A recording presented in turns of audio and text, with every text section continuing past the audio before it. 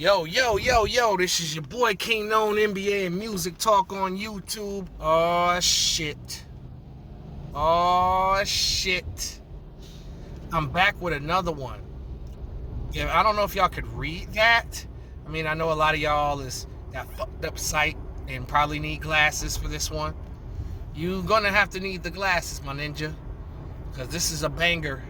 A lot of people ain't gonna like this information. And a lot of y'all not gonna like this video because, a lot of y'all is LeBron groupies, LeBron dick licks, LeBron positive narrative, overdoing of LeBron narrative people. But however, this is an old article that I updated, you know what I'm saying? And I figured, this is a YouTube exclusive right here. This type shit can't get chopped into TikTok. This is some shit you gotta watch from start to finish. A lot of people feel like LeBron James is the best of his era, but I think it's debatable, in my opinion. It's debatable between LeBron James, Stephen Curry, and maybe Kevin Durant. Maybe. I mean, if I'm picking between the three, I'm picking Steph. I mean, obviously, you know why. Stephen Curry had the dynasty already. Kevin Durant hopped onto the dynasty, which kind of takes Kevin Durant out of that conversation between those two. Bron and Steph Curry were the top players from their era. I mean, you had flashes of Kawhi Leonard. Injuries took him out. So, yeah, we just speaking on their particular era. I mean, Carmelo, he couldn't win a championship. That's tough. And then, Steph came along, Chris Paul, guys like that. So, without further ado, let's get to LeBron has not dominated any era. Yes, I know. I completely understand by the title you think it's clickbait. But no, nigga. I really feel this way. Now, let's read. I know y'all motherfuckers can read. In the era where fiction holds more weight than facts, let me remind you that I do not hate LeBron James. Let's read along, fellas. I think he is an exceptional player, great philanthropist, a great father, forgot to put that, and has an accomplished Hall of Fame career. Notice, I give props to where props is due. I ain't no hater. I don't say shit without the data and analytics to back it up. But my enemy is the current sports media who rarely tells it like it is. This is why God created me, so that I can counter the media's weak-ass arguments to cap for LeBron as the biggest threat to Michael Jordan, when in fact he is a bigger threat to Larry Bird, Shaq, and John Havlicek.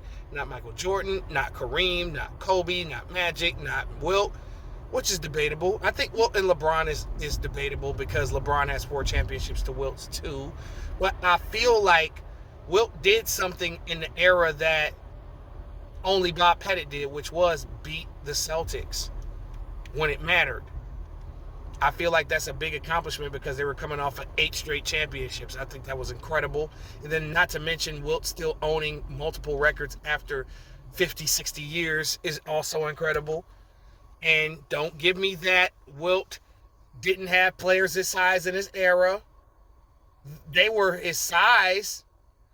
They probably weren't as strong as Wilt because Wilt was the strongest player. It's between him and Ben Wallace, in my opinion. It's between him and Ben. Sorry about that. I'm currently on the job. But here's the thing, right? So, I think he's a bigger threat to Larry Bird, Shaq, John Havlicek, Tim Duncan, those guys. I think he's on that level with those 3 names I just named. And Isaiah Thomas, too. I think he's on that level.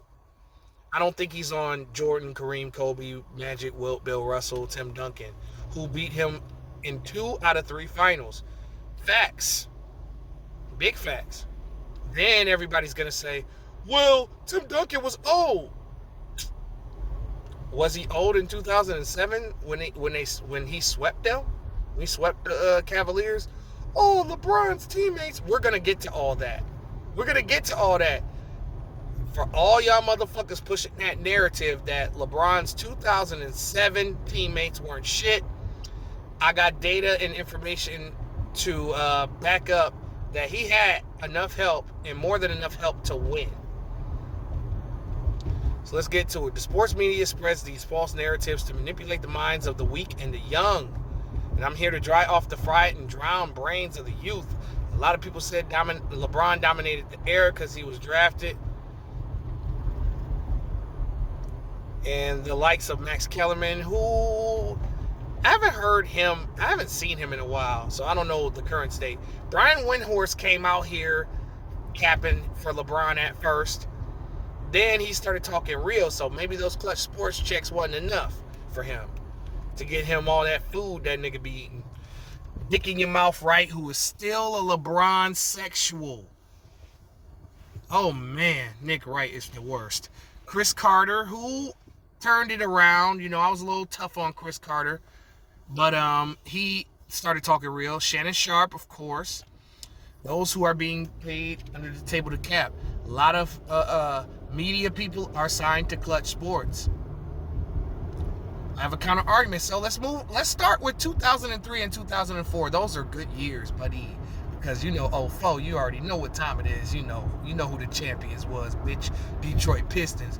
Go into work, gong. All right, so LeBron James was drafted number 1 overall to the Cleveland Cavaliers, and in his rookie season, he led his team to 35 wins and 47 losses and missed the playoffs. Some domination. Because people think that LeBron has dominated the league since he was a rookie. He had to find his way just like everybody else. He had to lose, get his ass whooped just like everybody else. Jordan got his ass whooped. Magic got his ass whooped. Kobe got his ass whooped. And, you know, Kobe shot 4 air balls and shit like that. You know? Barkley, Ewing, Stockton, Drexler couldn't fuck with Mike. Drexler had to win one when Mike was away from the nest. Okay, and he averaged 21.6 assists and 5.5 rebounds per game. However, fellow rookie Carmelo Anthony led his Denver Nuggets to 43 wins and 39 losses, the 7th seed in the first round of the playoffs versus Kevin Garnett, the MVP. I think they lost in 5 games to them. So this man, Carmelo Anthony, wasn't the rookie of the year. However, he won a playoff game. One more than the rookie of the year, LeBron James. Carmelo averaged 21 points, 6 rebounds, and 3 assists per game. His stats were as good as LeBron's. But the difference is Carmelo's team made the playoffs, LeBron's didn't. So when did he dominate? When Carmelo looked like the better rookie. I mean, even look at their head-to-heads. Okay, y'all. Let's try to zoom in here. Let's see. Okay, let's check it out. The first game, I don't know if y'all can see this, but the top is Melo and the bottom is LeBron. You see this? 14-7. You look at this, right? Carmelo, the first game, scored 14 points on 6 of 17 shooting. All right? He had 6 rebounds. Meanwhile, LeBron James only had 7 points. 3 of 11 from the field. That's not pretty. That's not good. 11 rebounds and 7 assists. The second game, Carmelo Anthony, right, had 26 points. Shot 8 of 16 and hit a 3 on him. Wow. 8 of 16. Meanwhile, LeBron had 19 points on 6 of 19 shooting. Wow. Awful. That's pretty bad. Ooh, that's pretty bad, yo. So, head-to-head, Carmelo. Regular season, Carmelo. Rookie of the year, LeBron James. We all know what time it was on that. He was the chosen one. 2004-2005, LeBron James improved to 42 and 40, but still missed the playoffs. However, I do feel like LeBron should have won the most improved player, going from 21 points per game, 6 assists, and 5 rebounds per game to 27 points per game, 7 points per game and 7 rebounds. See? Props. I give him props where props is due. But y'all got to take this hater stigma off me, man, when I'm telling the exact truth. 2005, 2006, he finally made the playoffs. He beat a 42-win Wizards team. I'm not sure if this isn't the year where he lost to, where he beat. I don't know if Arenas and them were there. I'm pretty sure. I think they might have been there. That Washington team is underrated, by the way. Yeah, they lost against the Pistons in 7 games in the second round of the playoffs. 2006, 2007, LeBron James made the finals against the San Antonio Spurs. People allude to LeBron having a shitty cast because no one was a superstar. I mean, Zydrunas Ilgauskas was an all-star, not that season, but an all-star 2 seasons prior. So obviously Ilgauskas was reliable. And Mo Williams was an all-star that season, so we can end that narrative.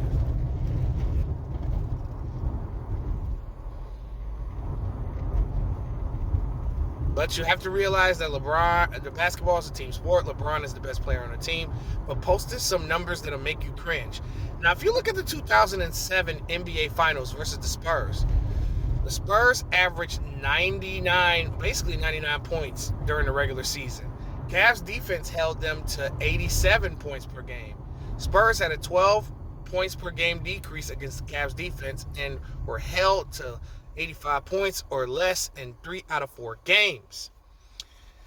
Now, the Cavs were the number 1 playoff defense in points per game allowed. LeBron didn't do this by himself. He helped out, though. He did. Cavs defense also held Tim Duncan to 45% shooting after shooting 55% in the regular season. The Cavs lost Game 1. They got swept, true.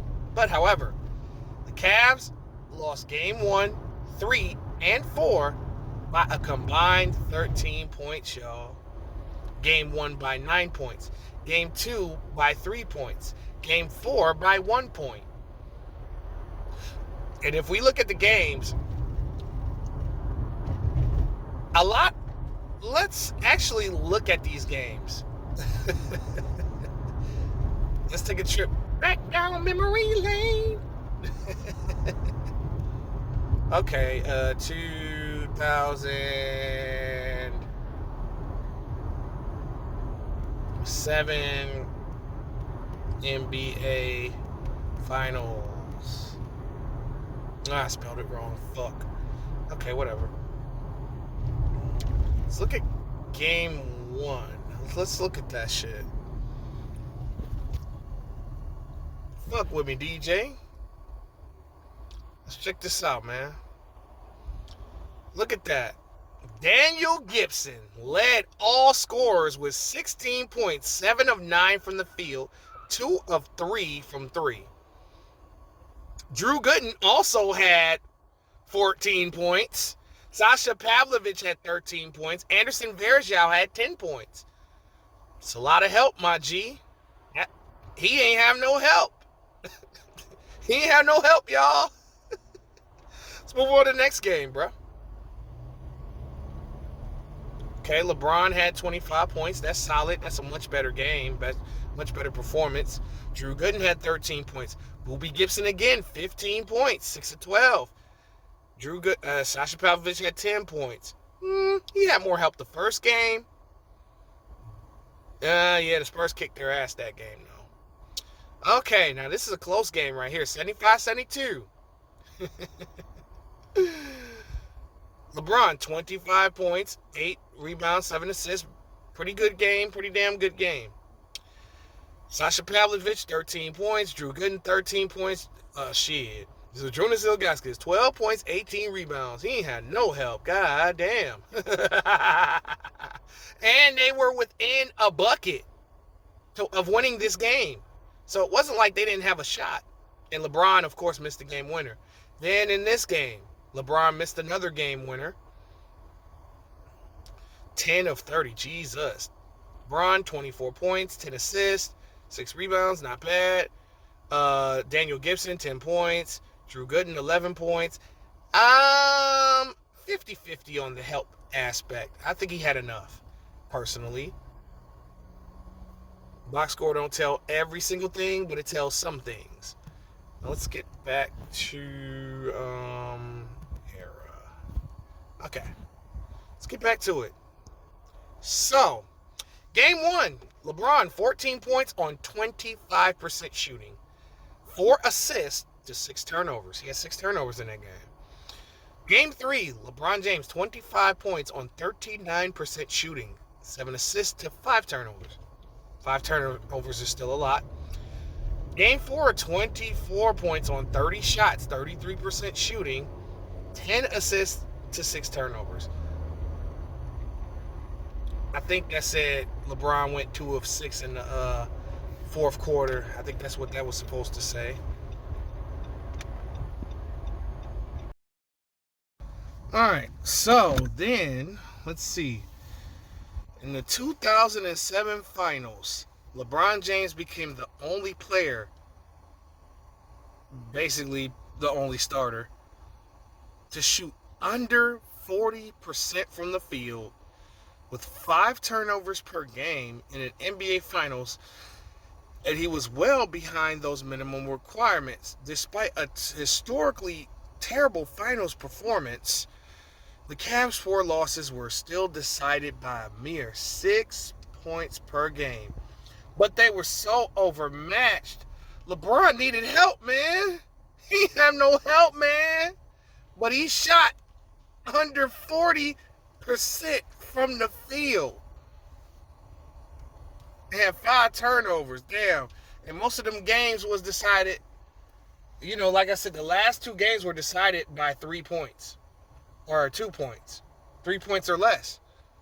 So, he just needed a clutch shooter because he wasn't a clutch shooter, even though he has that's kind of funny that he has a management team called Clutch Sports and he's not consistently clutch, especially not at that time. But anyway, let's see. The next season, 2007-2008, the Lakers and Celtics stunned basketball by making big moves. Celtics developed what they call a super team. Which they traded 4 starters for Kevin Garnett. 4 starters. So you mean to tell me that you trade the 4 starters of your team the year before, and this team is a super team? Okay, then you draft. They already had Rondo. Then they traded a pick for Ray Allen, but somehow that's not fair. So the Celtics weren't fair. They were a super team.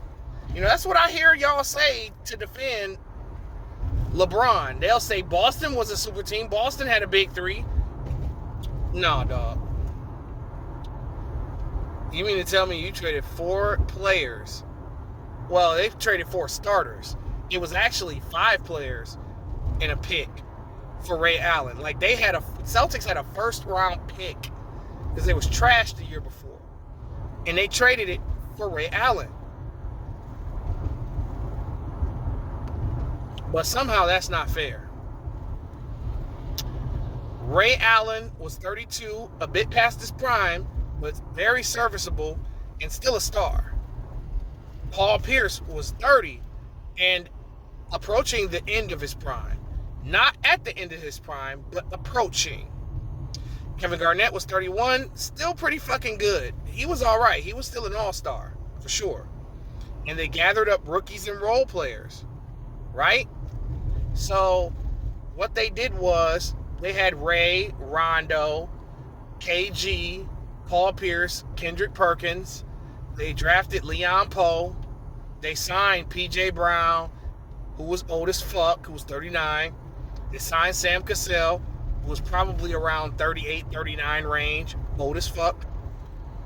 They signed James Posey to the veterans minimum. James Posey was serviceable, solid player, 2-time champ, who also won a championship with the Heat 2 years prior. Eddie House, shooter minimum, veterans minimum, not a star. I just think that the Celtics were just a very good team, not a super team. The Lakers traded 3 losers. My bad, Kwame Brown. Sorry. But, yeah, sorry for the context, Kwame. Up front, real nigga shit. Traded, basically, Kwame Brown. Javaris Crittenton is a loser. Yeah, you need to look up Javaris Crittenton. He's really a loser for real. A couple of other guys, a young Marc Gasol, and a pick for Pau Gasol. I feel like that is the most overrated trade in history. Pau was not as good as everyone hyped him up to be. He was 0-12 in the playoffs in Memphis. Bynum, their center, was healthy and got hurt. So Lakers versus Celtics 1 and 2 was epic. The Cavaliers ended up that year facing 43-39 Wizards. Oh, this was the year that Arenas and Caron Butler didn't play. So that was a cakewalk. And then they lost to these Celtics. In the Celtics series, a lot was exposed about LeBron's inability to take over games and lackadaisical defense. Although a lot was made about LeBron needing help, these highlights exposed different.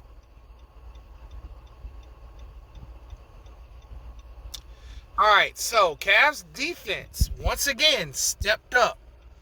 Stepped the fuck up, right? Cavs defense shut down Celtics to 84 points per game for the Eastern Conference Finals. After they averaged 100 points per game in the regular season, Celtics had a 16 points per game decrease against the Cavs defense. Game 1. Oh, man, this is my favorite game to rub in them LeBron sexuals' face. LeBron shot 2 of 18. Damn. With 10 turnovers. This is probably LeBron's worst playoff game, hands down. Even worse than the 8-point game, because this dude shot 2 of 18. That was crazy. In the fourth quarter, he had shot 1 of 8, missed his free throws, had 2 points, and went 0 of 4 in the final minute with a missed game-tying shot attempt with 10 seconds left. Cavs only lost by 4 points. But LeBron James needed help, y'all. He needed help, y'all. Help that man. Somebody need to get him a shooting coach. Game 3. LeBron, 21 points, 5 rebounds, 8 assists on 31% shooting.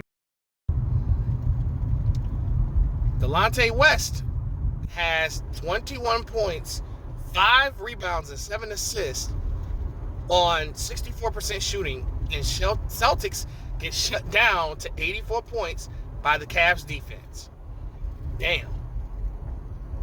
Game 4, LeBron, 35% shooting, and Cavs still win the game because the Cavs defense shuts down the Celtics to 77 points on 39% shooting. But he needed help. He needed help, y'all. He shut down a super team, right? This was a so-called super team. This was a super team, allegedly. Game 6, LeBron, 39% shooting and 6 assists to 8 turnovers. Cavs still win because their defense shut Boston down to 69 points. Wow, this is insane. Boston averaged 100 points per game in the regular season, and the Cavs defense never let the Celtics reach 100 points once in the 7-game series. Game 7, this was a very good game for LeBron James. But he didn't play any defense because he was checking Paul Pierce the whole game, and Pierce dropped 41 points on his head on 57% shooting. They love showing the film of LeBron James dunking on Paul Pierce and doing all this other shit to Paul Pierce, but never show what Paul was doing to him. They never have that footage. You want to know why? Because they don't want you to believe that people was killing LeBron James in his prime. They like to hide shit. The media like to hide shit. I'm not going to read all this shit right here, except, wow. Actually, I should read it. It is important. And LeBron James' 3 wins versus the 2008 Celtics. He averaged 25 points per game, 8 rebounds per game, 9 assists per game on 36% shooting, and 4 turnovers per game. LeBron pushed the Celtics to 7 games, shooting 36% from the field with 5 or more turnovers a game and shot under 40% in all of the Cavs wins. Damn. LeBron's teammates shot better than him from the field, 43%, which was better than the Celtics, who shot 43%, but 42.5% in the series. It was much better than LeBron's 36%, basically 35.5%, whatever percent. It was thanks to Ben Wallace that the Cavs had the best defense in the 2008 playoffs. Because I keep trying to tell y'all, Ben Wallace, what he did, legendary, was his defensive impact. He didn't have to impact the game by scoring points. He impacted the game so much on one side of the court that a lot of games you could win because of his anchoring on the defensive end. So, before acquiring Ben Wallace, the Cavs allowed 98 points per game through 55 games. This would be ranked 11th in the league. In the 22 regular season games that Ben Wallace played against the Cavs allowed 92 points per game. That would be ranked 4th in the league. The 2008 playoffs with Ben Wallace starting every game, the Cavs allowed 88 points per game, or 87.8 points per game. This was the lowest points allowed by any team in the playoffs. So again, they had the best defense in the playoffs, back-to-back years. But LeBron James did not have any help, y'all. Help that man. Help that man. OMG. Help that man. As you can see, Ben Wallace single-handedly turned the Cavs from a solid but not great defense to the best defensive team in the playoffs. Just 2 years in a row.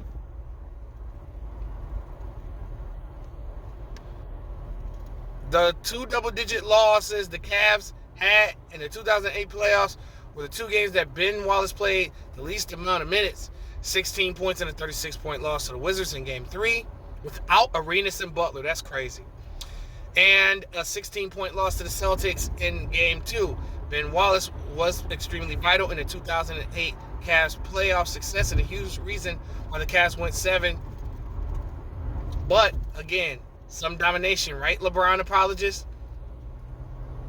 The crazy part is, they were like less than a minute from going to the Eastern Conference Finals. So, it wasn't like the Celtics just whooped their motherfucking ass. See, it wasn't easy for LeBron, as some think, to dominate the East. It took him to go get the likes of other great champions / all-stars to get him his championships. But I know you don't want to hear it, so let's move on. 2009 season, 2008-2009, right? 2009, Nike started campaigning. You remember the LeBron and Kobe puppets? So the league was trying to stop the Celtics, who formed a team with Ray Allen, KG, and Paul Pierce to push for a Bron versus Kobe finals. They won 68 games this season. 66 games. They won 66 games this season. So did he have help or no? Because everybody thinks that LeBron did this shit on his own. And he didn't. They faced a 39-43 Pistons team that was led by Allen Iverson. I had to laugh. Oh, they thought I wouldn't crack. I really had to laugh at that. A 47-35 Atlanta team. Come on, it's Atlanta. They never win shit. Orlando Magic, they ended up losing to the eventual Eastern Conference champions, of course. Now, this season, LeBron definitely had a good playoffs. He did average 39 points per game, 8 rebounds, and 8 assists. So, I got to show him respect for that playoff performance. What more could you ask for? I'm not saying that he didn't do shit in that series like the Spurs series. Seems like The plan was in motion as the Magic upset the defending champs in 7 games. Because the Magic beat the Celtics that year. So the Magic upset them. The referees were calling in favor of the Cavs for the series. But the 3-point shooting of Redick, who was hot, Lewis, who was hot, Petrus, who was hot, Turkoglu, who was hot, and the dominance of Dwight Howard. Dwight Howard was dominating in that series. It was too much for the likes of LeBron to overcome. Let me quote the article that ESPN put for Game 6. This is an actual article that's out there, available for you to read. The link is right there. You can type that in. Do what you like with that information. Do what you like for that information. James scored 25 in his worst game of the series. Remember, worst game of the series was a Game 6 game where they needed to force it to Game 7 so that LeBron and them could go to the finals. But he couldn't do it. But the 24-year-old MVP was magnificent for most of it. Most of it, not the whole time. It says the 24-year-old MVP was magnificent for most of it. Most almost doesn't count. Head ass.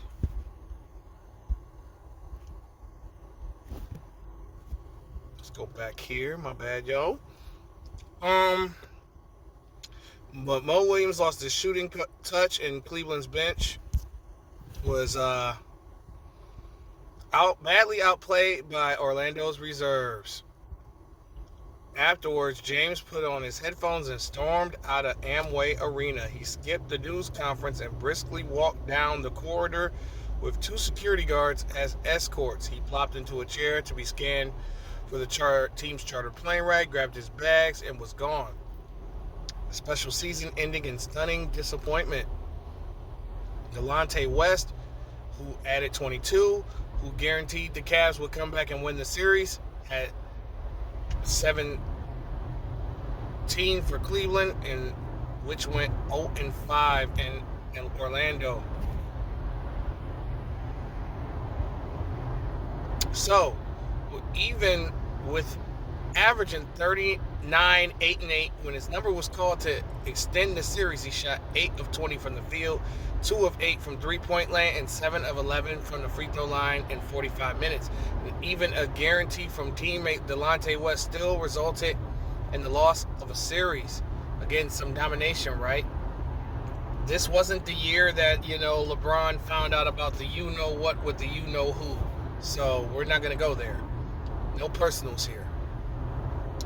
Cleveland did not have a closer. Too many three-quarter players, and LeBron wasn't a closer. So Cleveland let Orlando, minus their starting point guard, Jameer Nelson, beat them. And guess who their center was? Ben Wallace. They won 66 games.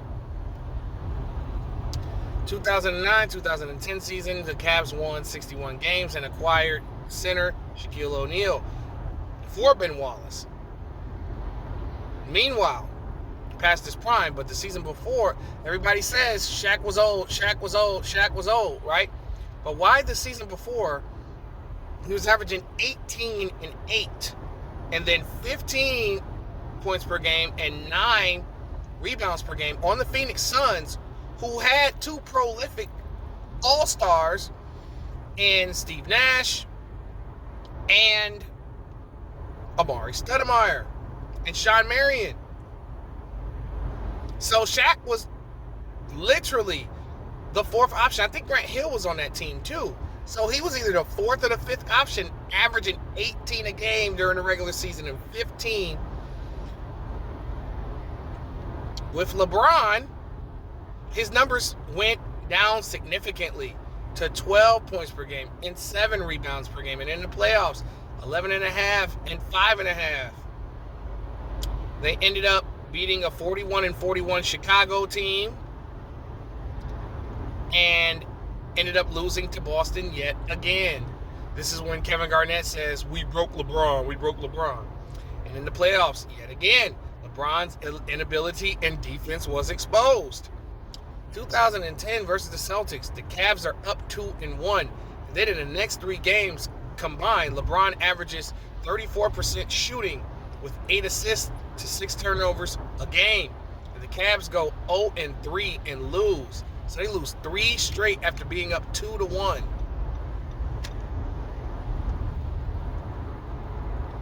Or 0-2, I should say. But yeah, 0-3. I was right. Never mind.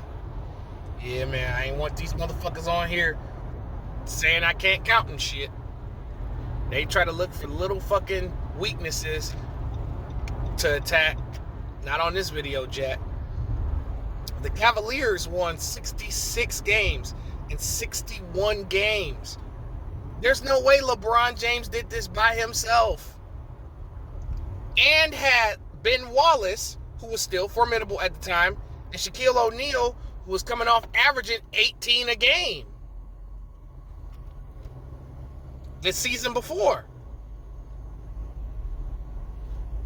But they were still good enough to win those, to help him win. And was the favorites both years to win over teams such as Boston, who had already won a championship, Detroit, who was always in the Eastern Conference Finals, Orlando Magic, who was in the finals the year before, and the Lakers, who had just won the championship. So the Cavaliers was picked over both of those teams to win.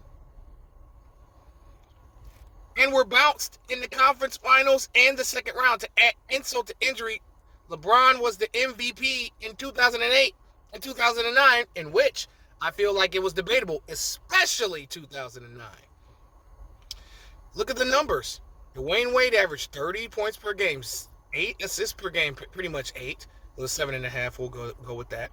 And 5 rebounds per game. Meanwhile, LeBron averaged 28, 7 assists per game, and pretty much 8 rebounds per game. He's a small forward. 5 rebounds is actually really good for a 2-guard. And then, he led the Miami Heat to the playoffs with just Sean Marion and a bunch of other dudes. You know what I'm saying? A bunch of other guys. Wade was clearly robbed of this MVP. If you actually analyze this, the Heat were a playoff team. But the MVP, I do understand LeBron and them. I think this was the season they won 66 games. That's kind of hard to, turn down. But I feel like Dwayne Wade had better numbers, and I feel like D. Wade should have won. That's just me.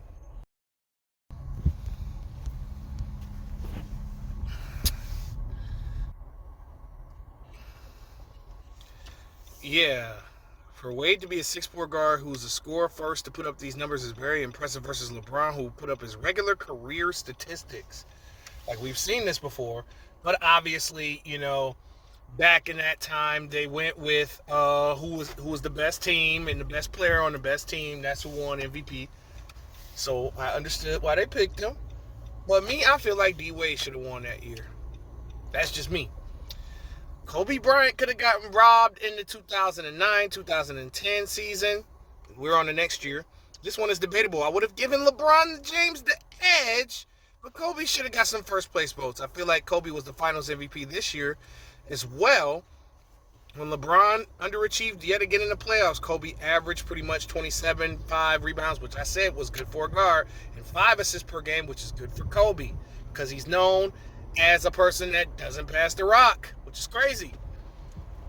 That's another narrative that's dead. LeBron did have better numbers. 30 a game, 7 rebounds, 9 assists, not bad.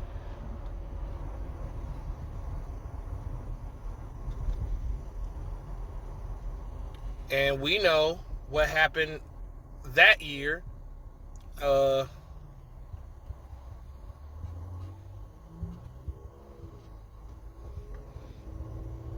This was the 61 win season where LeBron, this is when, they basically broke LeBron right here. This was the season that we were talking about right here. That's the playoffs right there. So in the 2011-2012 season, the league changed again. Chris Bosh signed to the Heat along with D. Wade, a one-time champion. Then LeBron made the worst mistake of his career as he broadcasted himself making his decision. While using a $1 million donation to the Boys and Girls Club as a scapegoat to cover up his mistake with the classic quote, "I'm taking my talents to South Beach." My thing is, him going to Miami didn't bother me. Not one bit. That wasn't an issue for me. The issue was how he did it. And, you know, he had this big special, and it showed the Miami fans and the Cleveland fans, and knowing that he was going to break his home state's heart. And that's a cold motherfucker right there. He was bold for that. He was bold as fuck for that. Boy, oh boy, oh boy. Man, oh man, oh man. Damn shame. I think I meant to say 2010-2011 season for this. This was a error right here, but we're going to get it together. Now, Wade and Bosh were the two top picks of their draft. Wade was the 4th overall, and Bosh was 5th. Or was it in reverse? I think it was Bosh was 4th and Wade was 5th. Okay, still top 5. LeBron James was 26. Chris Bosh was 26. D. Wade was 29. For comparison, when the Lakers got West, Baylor, and Chamberlain together, which, you know, a lot of these LeBron dick lickers will go back to this old ass shit that happened back in the day, and they'll say that Lakers team that won, what was it? That had that 33-game win streak, I believe that was, or it was the record. It was the record for win streaks. And I think they ended up losing that year, if I'm not mistaken. But whatever. Wilt demanded a trade. He did kind of demand a trade. You know, I didn't know that back then. I had to do research to figure that out. Wilt did demand a trade to the Lakers because they wasn't putting nobody around him.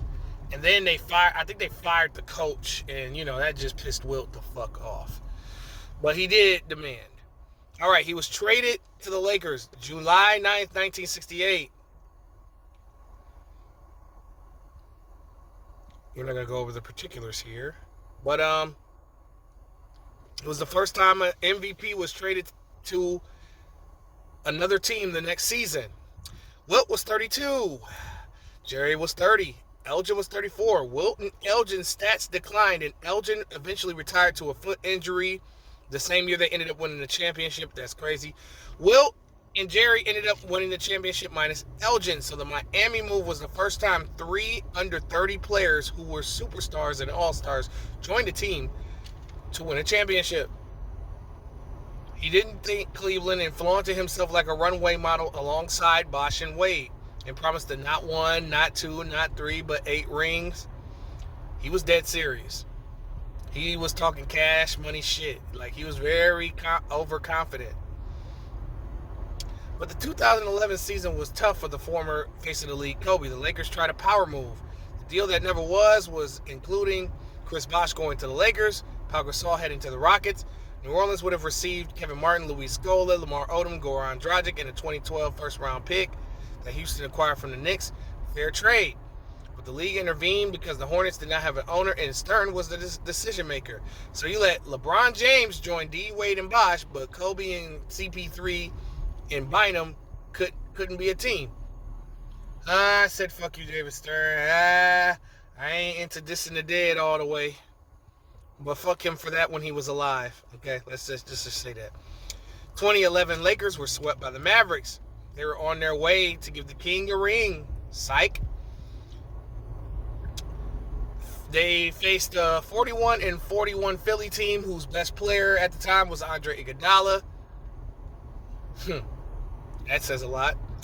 Boston, who was 56-26, that was a solid team that they beat. Chicago was 62-20. All they had was really Derrick Rose.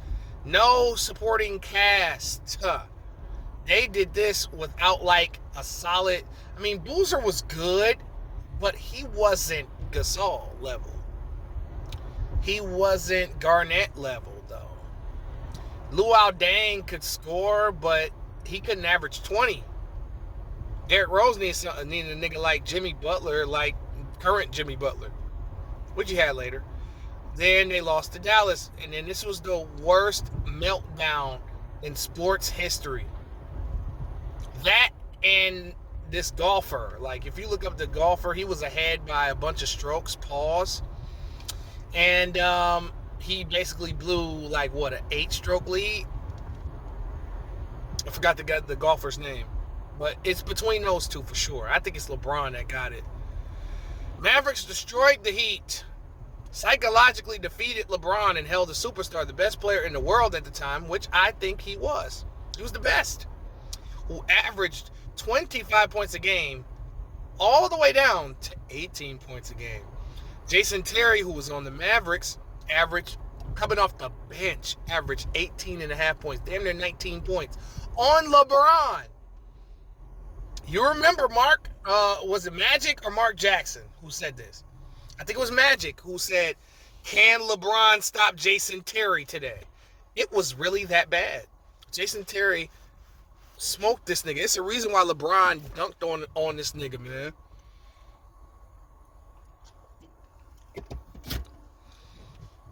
The Mavericks showed up with every defensive set with a different defense. Man, house, 2-3, 3-2, 1-3-1 zones. And LeBron couldn't post up Jason Terry, JJ Barea, Jason Kidd, Deshaun Stevenson, or Sean Marion, who defended him well. This is by far the worst performance of any superstar in any sport, and LeBron became the villain. Let's just see how bad this series was for LeBron, who so-called dominated his era of basketball. His era seemed to begin when, everybody else's era begins, when they start going to NBA finals and such and going through the playoffs, dominating, right? Allegedly. So you mean to tell me this 07 was the start, right? And this is 2011. Still no championships. Had good teams. Didn't win nothing. So that's domination of y'all? I don't know, dog. We'll see. Then they'll start saying, "Oh man, but what about Steph? What about Steph?" We talk about from when Steph went to his first finals up until now. That nigga was going to the finals a lot. That nigga went to 5 straight finals, if I'm not mistaken? Because he went 15, 16, 17, 18, 19. That's 5 straight finals. Then he missed the playoffs in 2020. I think they lost the play-in 2021 and then went back to the finals. So this nigga went to 5 finals in 8 years. Okay, everybody want to talk about that LeBron shit, that 8 straight finals bullshit, which we're going to get to. But I'm just saying from the start, when he was going to finals and shit, doesn't seem like... And then I feel like also Curry was in a tougher conference as well. The West was deep when Steph was there. You had KD and Russ until KD joined them. Then, you had Houston, who was always like right there, but just couldn't get over the hump. Houston was right there. Houston was always right there.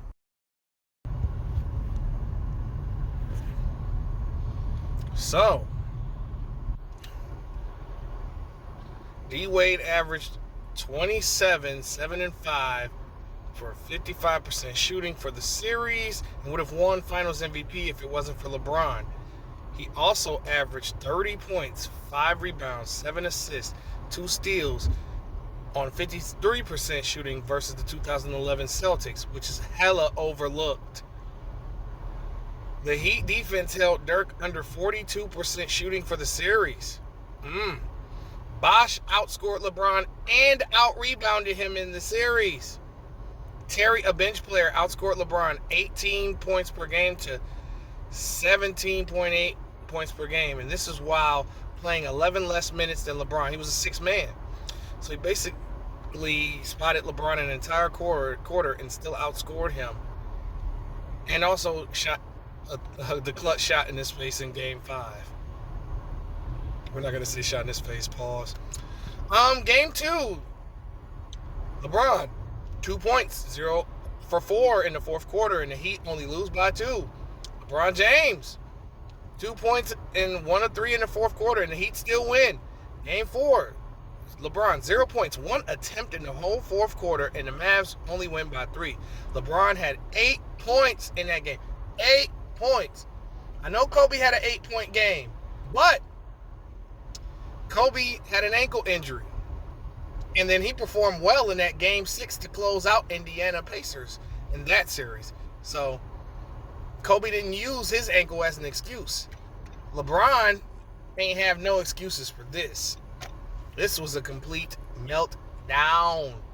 Breakdown. Steady breaking me down, head ass nigga.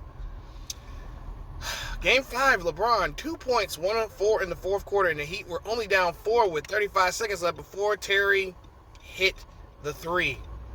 And then it's the worst choke ever by a great player. Great players have had bad series. That's a fact. But nobody had a series this bad. I recall LeBron's prime from 2011 to 2014. 2011, I viewed LeBron as the best player in the world, even above Wade, Kobe, Durant, Pierce, and Garnett. And he put up the biggest choke of all time in 2011. So now we move on to the 2011-12 season where LeBron won MVP for the 4th time. So let's talk about the 2012 season when LeBron wins his first championship. It's about damn time, right? So they beat a New York team, right? But guess who's hurt? Iman Shumpert, Jeremy Lin, who had a phenomenal season. Amari Stoudemire is pretty much injured for a couple of games in this series after punching out a fucking fire extinguisher. So he's not 100%. Then we have Jared Jeffries injured, who is their best on-ball defender at the time. And there's somebody else that was crucial that was hurt. I think Baron Davis got hurt in Game 2. I think it was either Game 2 or Game 3. So all that happened. Indiana was up and coming, still young, went behind the ears. Then they beat Boston. And then also, you have to factor this in. A lockout season, ladies and gentlemen. A lockout season. When the Miami Heat win their first championship. A lot of red flags. More red flags than a Chrysler nigga. Then they beat a Thunder team who is relatively young. Basically babies in a way. Because you got, a 22, 23-year-old James Harden, 23-year-old KD, 23-year-old Russell Westbrook. This was pretty much a cakewalk. Then Boston, then the Thunder. Kevin Durant held his own against LeBron, though. We'll get to that. But Bron did well in here despite all the red flags. There's a lot of red flags. So 66 games, this was easy as fuck. And then also, not to mention James Harden not playing well in this series. Can't forget that. Not much production from the Thunder bench in this series. Kevin Durant had a great series versus LeBron. Durant in the 2012 season averaged 28.5 on 52% shooting versus LeBron in the finals. 31 points per game on 55% shooting when LeBron was checking him. Again, basketball is a team sport, and with Westbrook having a few shooting spells of shooting 40 shots a game, in a couple of those games, there was no way that OKC was winning. LeBron had good help from Wade. In the finals, Wade dropped 23, 6 assists, 5 rebounds, and stealing a block on 44% shooting. Bosh also averaged 15 points per game and 9.5 rebounds in the 2012 finals, more than all Oklahoma City Thunder players. So, in context, the writers say that LeBron has dominated since he came into the NBA. From 2003 to 2011, he had no championships and had only been in 2 NBA finals and lost both of them, and dominated the league since his rookie season. Let's recap the champions. 2003 Spurs, 2004 Pistons, 2005 Spurs, 2006 Miami Heat. That's his teammate D Wade. 2007 Spurs, 2008 Celtics, 2009 Lakers, 2010 Lakers, 2011 Mavericks. It looks like San Antonio dominated the early part of LeBron's career. And the Lakers had some shine in that last couple of years, while the Pistons, Heat, Celtics, and Mavs won 1 title each. Now let's move on to the 2012, 2013. It looks like Tim Duncan and Kobe Bryant dominated the early part of LeBron's career. You could say that Duncan or Kobe dominated that era. You could say that. Now let's move on to the next season, 2012-2013. Now, the first series that they played was against Milwaukee, who was well under 500, 38-44, who had Brandon Jennings and Monte Ellis and nobody else. And I mean, nobody else can help them 2 young niggas out, boy. They got their ass whooped. New York, who was a little bit better, a little bit more healthy. Then they beat Indiana in the conference finals, who was just, I think Granger was still around. I think it was hurt around this time. I think there was no Granger there. San Antonio, they played San Antonio. They beat San Antonio. LeBron got his revenge on Tim Duncan. First 2 rounds were a cakewalk. Then, in the finals, Kawhi choked at the line. And then Ray Allen joined the Heat, who was already loaded. Not to mention Ray Allen, but Shane Battier, Rashard Lewis, who was also in the NBA Finals as a role player. You have to put context into these things, man. And of course, Ray Allen hit the game winner in Game 6 for LeBron to kill in Game 7. LeBron James definitely had the best Game 7 of his career against San Antonio that particular playoff run. So I got to give LeBron his props. Like, Ray Allen left the Celtics for less money. They offered him $6 million a year, $18 million, even though they were cutting his minutes for a younger Avery Bradley. Only to leave the Celtics and go to the rival for the veterans minimum to come off the bench to play the same role that the Celtics were offering more money for. Yo, I don't care. I'm going to be honest with y'all. I think this was a bigger snake move, or just as big of a snake. This is a bigger snake move than Kevin Durant to me. I'm not going to hold you. Because Ray Allen literally did the same thing. Went to the team that beat him and won a championship. A cheap-ass championship at that. But still, Ray Allen did the same thing Kevin Durant did and didn't get the scrutiny for it. Well, I think it was probably because, KD was like on some, he was a superstar going to a team that beat him full of other stars, all-stars and whatnot. But still, nobody criticized Ray Allen for doing this. And I think this was a weak-ass move. This is a top 3, top 2 weak-ass move in NBA history. That's just my personal opinion. I think that Heat team is a top 5, top 10 team of all time because of that roster. Everybody was on that team. And I mean, everybody was on that team. But anyway, Kawhi missed the free throw, blah, blah, blah, blah, blah. So it took him 10 years to finally close the NBA Finals when his number was called. But y'all say he dominated the league. When in fact, this was the time that he started to dominate. He dominated 2 years. That's good. Wade also had in this series 20 points, 4 rebounds, 5 assists, 2 steals, and a block on 48% shooting in that series. Bosh averaged 12 points a game, 9 rebounds as the Heat repeated. Now, 2013-2014 season. 2014, in the first round, look at who they played. The Charlotte Bobcats. This is as weak can get. The Charlotte Bobcats, y'all. The Charlotte Bobcats.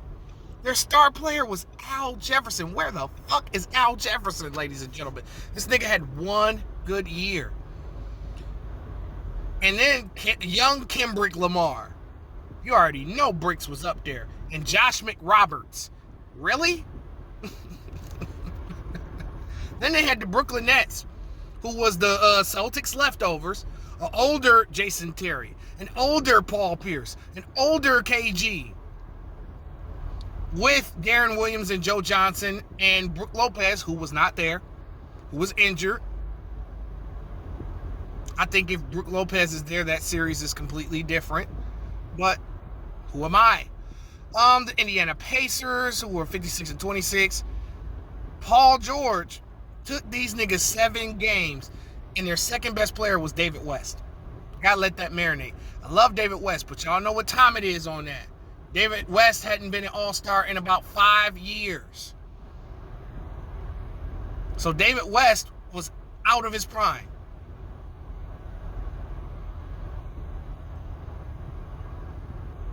Gotta let that marinate, y'all. And this team took advantage of a weak-ass Eastern Conference, winning 56 games. Ain't no way this Pacers team should have won 56 games. That's how weak the East was. This is around the time LeBron started going to all these finals and shit. All right, this is the same Spurs team that they beat the year before in 7 games. And they ended up losing to San Antonio in 5 games by a record finals margin, y'all. But LeBron James dominated his era. Damn. The same Spurs they beat and faced lost the series 5 games. Wade and Bosh were blamed for losing the series. Ridiculous. When LeBron James remained in a lot of these games longer than he should have. So-called analysts cited Wade's injuries and Bosh's lack of effort and the bench's inability. When this is the same team who beat the team the year prior. This is the same deep-ass team, same players, same everything. Now to analyze LeBron's 2014 finals in context. LeBron was only great for the first 2 games of the series. We give him credit where credit is due. We not hating over here. We show nothing but love here. We show love and respect, but we got to tell the truth. In the other 3 games, LeBron didn't show up on offense or defense and was completely outplayed by Kawhi Leonard, who only averaged 13 points per game in the regular season. All across the board, the majority of LeBron's stats over the last 3 games were padded in blowout situations, being down 15 plus points. LeBron by no means was carrying his team in these finals. Y'all always use that word carry. When LeBron had 2 All-Stars, Ray Allen, Shane Battier, Rashard Lewis, same dudes from last year. Mike Miller was there. Mario Chalmers was there. Mario Chalmers had some big games for the Miami Heat. Y'all sleep on this nigga. But I don't have enough time to get into that. This video is already an hour long at least by now. So, games 3, 4, and 5, LeBron scored 51 out of his 81 points. That's 63%, y'all. By being down 15. Leonard Kawhi Leonard scored 27 of his 71 points, 38%, being up 15 points. When the game was tough, Kawhi Leonard outscored LeBron 44 and 30 when the games were closer. Leonard averaged 24 points on 69% shooting. This is a man that averaged 13 points per game, y'all.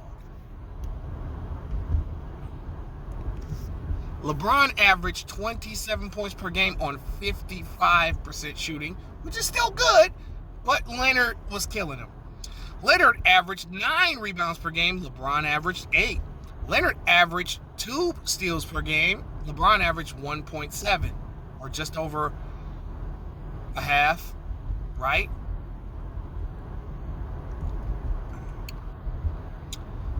Leonard averaged 2 blocks per game. LeBron just under 1 block. Leonard averaged 2 assists per game to 1.7 turnovers per game. LeBron averaged 5 assists to 4 turnovers per game. Through games 3, 4, and 5, Leonard scored much more efficiently and out-rebounded, out-stole, and out-blocked LeBron with a better assist-to-turnover ratio to somebody who is considered one of, the greatest passer or one of the great passers of all time. Game 3. Let's run it down. We talking shit today. This is a long video, so get your popcorn ready.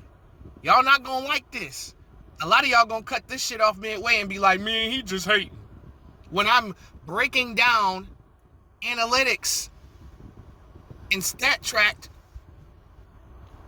this is stat tracked by Nobody Touches Jordan. You should look them up on YouTube, look them up on Google.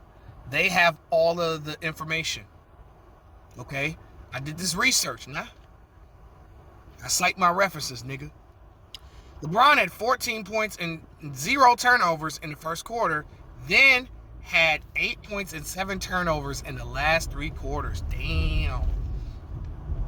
LeBron had 22 points, 5 rebounds, 7 assists, 5 steals with 7 turnovers on 64% shooting. Wade had 22 points, 4 rebounds, 2 assists, 2 steals with 5 turnovers on 67% shooting.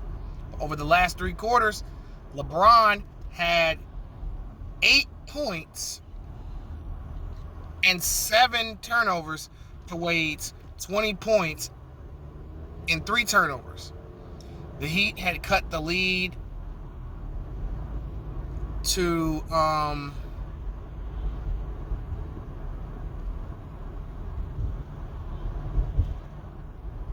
15-9 without LeBron. After Wade subbed in for him from the 5-minute mark to the 1-minute mark of the third quarter, even with that help, LeBron still lost.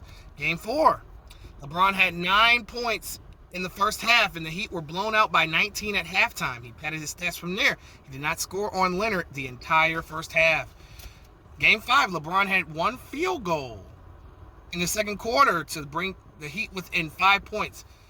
Then he did not score again until the Heat were down 21 with 4 minutes and 40 seconds left in the third.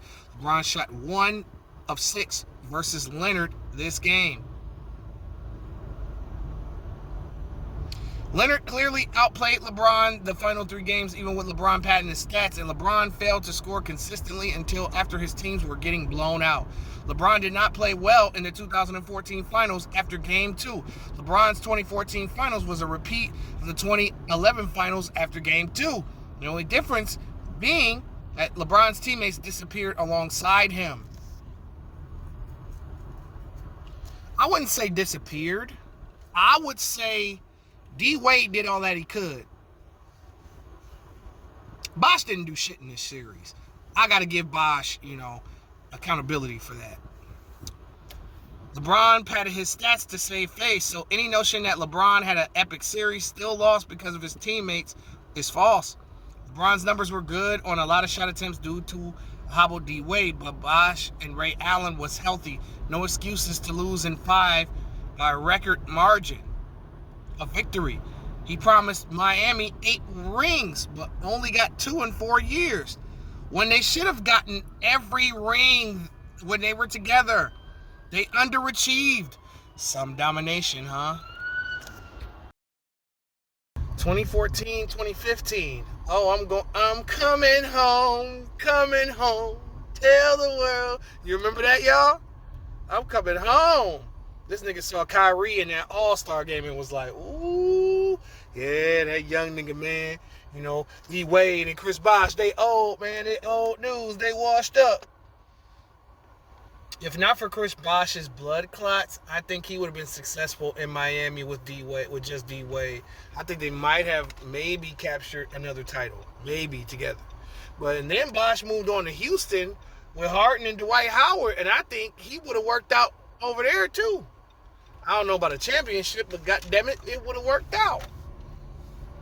But, you know, God didn't have that in the plans for him, unfortunately.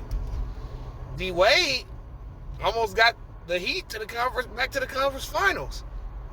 So for those that said that D Wade and Chris Bosh ain't do shit after LeBron, they didn't win no title, but, you know, Bosh had injuries and Wade, you know, didn't get them back to the finals. They almost did, though.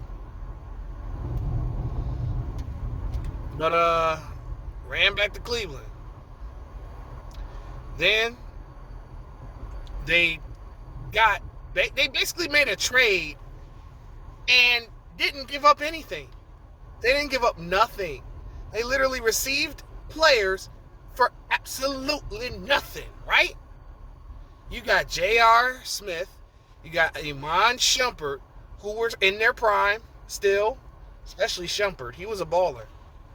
May not have been as explosive as once was due to a torn ACL, but still very serviceable. We'll get to that in a minute. Then you got Mozgov. Then you got Kevin Love for basically Andrew Wiggins. They traded Andrew Wiggins for Kevin Love. Decent trade now that we look back on it. Decent trade. But still, Kevin Love the season before was averaging 25 points and 13 rebounds. You can look that up yourself. All right. And then you got Mozgov, who was a decent center in the league, for nothing. They gave up Walter Herman and Dion Waiters, basically, I believe, for them.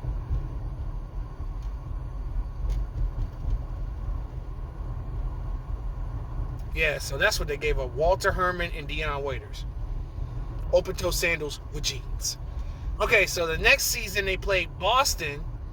Boston was not good as they once were, meaning that it was Isaiah Thomas, Jay Crowder, Avery Bradley, Kelly Olynyk, and Al Horford. Not necessarily in form yet. Early stages. They were 8 seed. I think that was the series where Olynyk broke Kevin Love's shoulder. And then you had Kyrie for the Boston series, had Kyrie for the Bulls series. That Bulls series was hella good, hella underrated series. You need to watch that. Jimmy Butler and Derrick Rose was going right at Bron and Kyrie. Atlanta. Now, everybody talk about this Atlanta team that did not win one game, ladies and gentlemen. One game.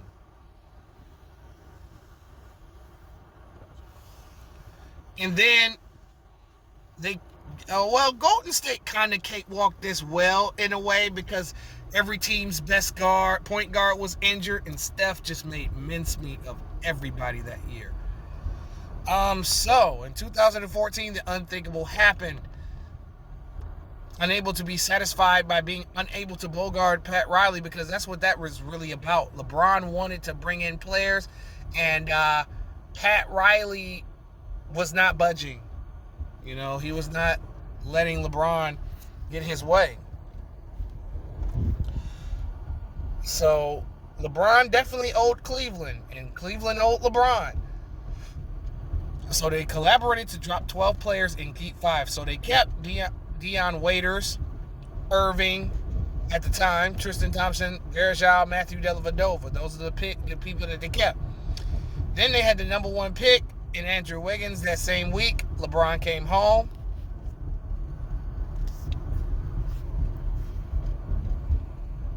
So, they traded Wiggins for Kevin Love, who's a 25-13 machine in Minnesota. Yeah, so 12.8, yes, to 13. So that's 3 stars. That's 3 superstars, right? Kyrie was an all-star the year before, and so was Love. So that's 2 all-stars with Bron.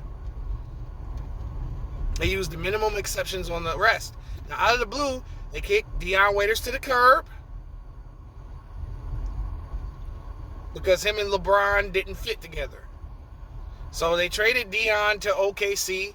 New York traded J.R. Smith and Iman Shumpert, Timofey Mozgov to Cleveland. Cleveland traded Lou Amundsen, Dion Waiters, and a first-round pick.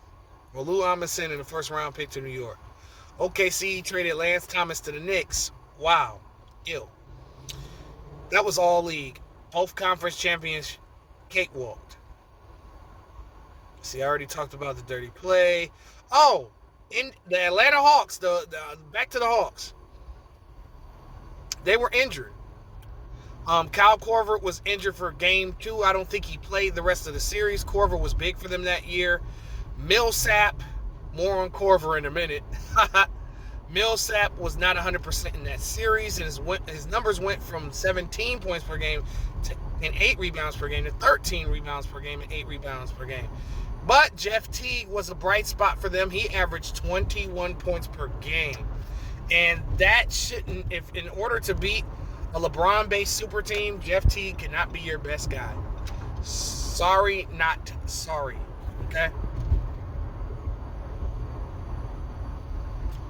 Golden State was against blah, blah, blah. I don't want to talk about Golden State. This is LeBron right here.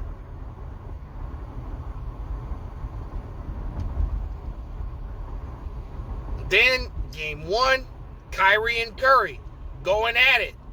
Going crazy. All of a sudden, Kyrie Irving, at the end of game 1, is injured. Fucks his whole knee up. Has to miss the rest of the finals. Sad story.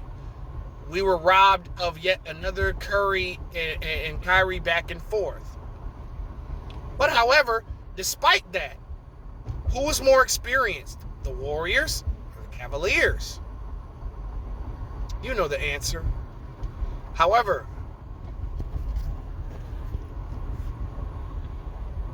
LeBron James forced too many layups and jump shots instead of taking his time and involving Iman Shumpert and J.R. Smith. Even though, granted, they did shoot awful. He was the only one on the team that could make stuff happen. Because Shumpert and J.R. shot bad that series. Mozgov and Thompson did well, however, despite that, earning themselves big contracts that next year.